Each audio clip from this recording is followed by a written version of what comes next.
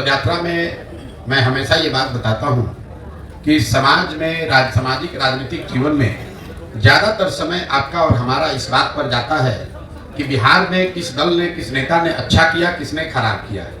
जन स्वराज अभियान में मैं बिल्कुल उलट बात बता रहा हूँ। मैं ये कह रहा हूँ कि जिसने भी बिहार में शासन किया, जिस नेता ने, जिस दल ने भी यहाँ शासन किया, उन्होंने जो काम किया या करने का दावा कर रहा है, सभी बात को सही मान लिया जाए।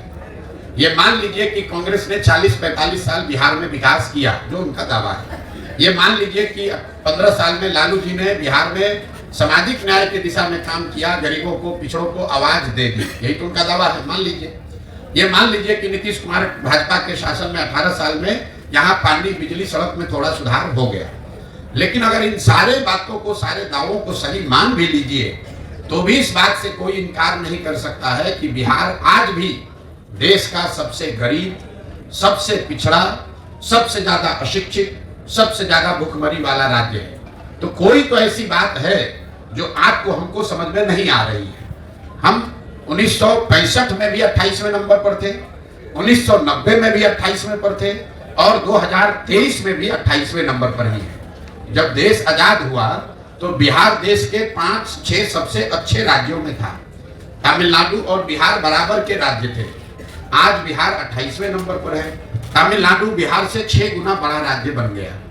आज आपके बच्चे जाकर तमिलनाडु में नौकरी मजदूरी कर रहे हैं। कुछ तो ऐसी बात है, क्योंकि तमिलनाडु में भी वही देश का कानून, संविधान है जो बिहार में है। वहां पर भी ये नहीं कोई दावा कर सकता है कि तमिलनाडु में सब नेता हरिश्चंद्र है, वहां भ्रष्टाचार नहीं है। कोई ये दावा नहीं कर सकता है कि केरल में, महाराष्ट्र में, कर्नाटक में जाति नहीं है। इन सब के बावजूद वहां तरक्की हुई है, कम हो या ज्यादा, तरक्की हुई है।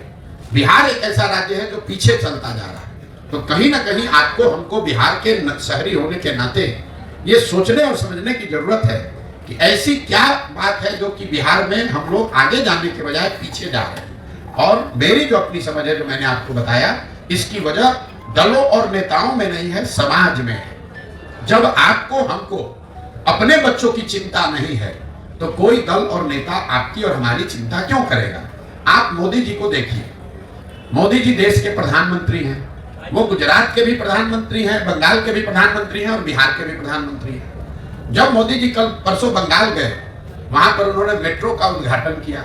अभी 2 दिन के बाद वो गुजरात जाएंगे, वहां सेमीकंडक्टर के फैक्ट्री का उद्घाटन करेंगे। कल मोदी जी बिहार आए थे, उन्होंने यहाँ जूट मिल, चीनी मिल की बात नहीं की।